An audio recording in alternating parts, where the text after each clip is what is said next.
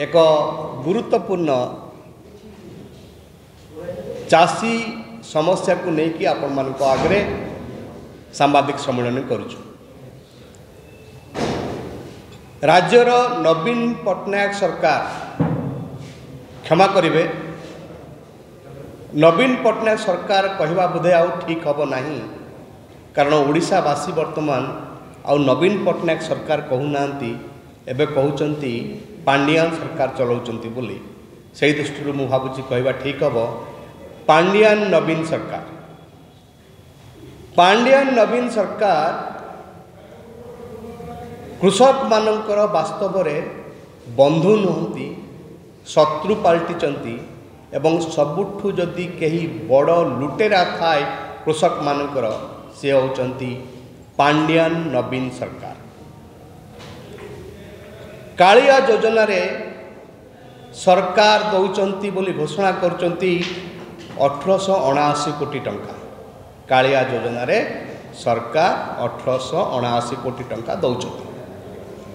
चाषी मान पाखु लुट करचंती केते आमे हिसाब करके देखिचु, पाखापाखि 5887 कोटी टंका ए सरकार ओडिशार चाषी मानक पाखरु लुट करची प्रति वर्ष।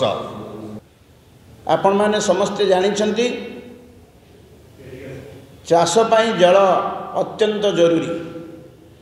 राज्य रे एई 25 वर्ष भितरे जलसेचन व्यवस्था अत्यंत नैराश्यजनक। जलाभाव जो फसल हानि जो चाषी आत्महत्या करने को पड़ुछि। चाषी आत्महत्या राज्य में पाखापाखि 10,000 ऊर्ध्व टपिलाणी।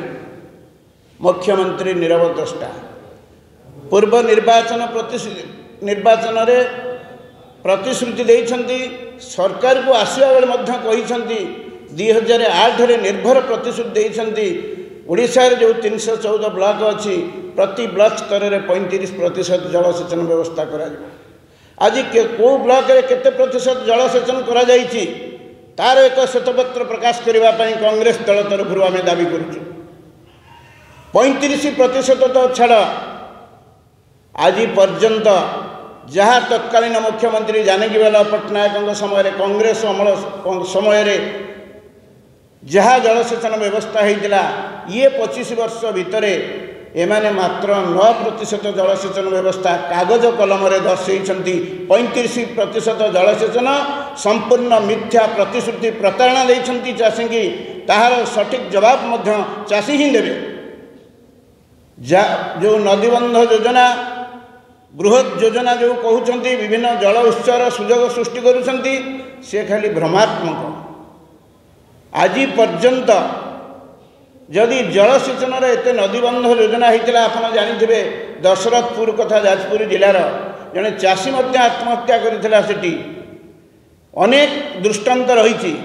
70% बजेटर 70% जो कृषि जो इरिगेशन बजेटर 70% जाउची जो मेगा जलसेचन बाबद को तार कॉन्ट्रैक्टर किए, तार कॉन्ट्रैक्टर हेले तामिल पांडियान एवं ओडिया लोक सबुथुरु बाद पड़ुछंती।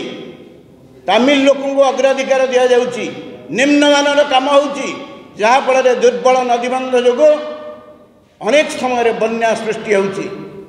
एथिपाई ये बीजेडी सरकार संपूर्ण भाव में दायी। द्वितीय कथा पनीपरिबा संरक्षण करने अत्यंत पक्षे शीतल भंडार आवश्यकता रही। कांग्रेस अमल कांग्रेस सरकार समय राज्य में अनेक शीतल भंडार कृषि भित्तिक शिल्प आखुकल तेल कल विभिन्न सूताकल सब प्रतिष्ठा करा जाइथिला। एबे कौन करा जाइछि?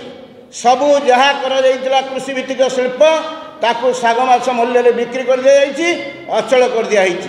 एवं गोटे हेले शीतल भंडार कार्यक्षम करूना।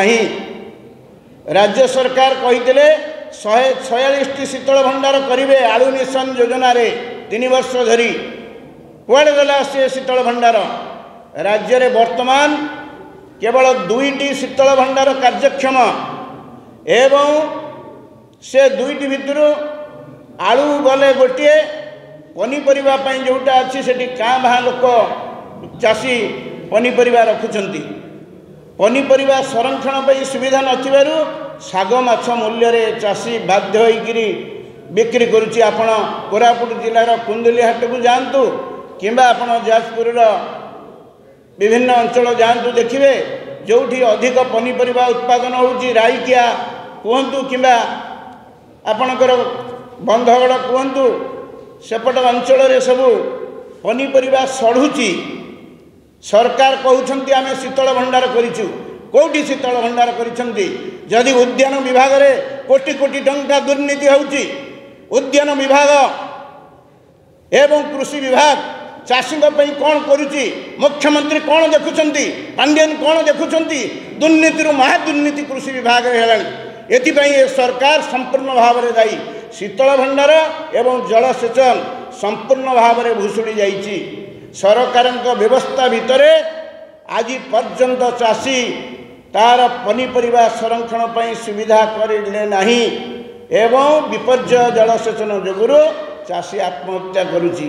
एइथिपाई आमे कांग्रेस दल तरफ दाबी करुचु सरकार को चेतई देवाक चाहूँ जो 75 लाख चाषी राज्य में अछंती तांकु जेते गुड़िए प्रतिश्रुति देइछ बिजुली छाड़ ठारू एवं विभिन्न प्रकार सहायता दब बोली जेते गुड़िए कहीच प्रतिश्रुति देइछ से प्रतिश्रुति आज प्रतारणार परिणत होइछि भंडीच ठकीच एवं चाषी मानक बेकरे ठिया होइछ चाषी आत्महत्या होइछि जहा फल राज्य में आज 10 लाख हेक्टर चाष जमी पड़िया पड़ाणी 30 लाख लोक दादन श्रमिक खटिवाई बाहर राज्य को निजर भिटामाटी छाड़ी जाइछंती।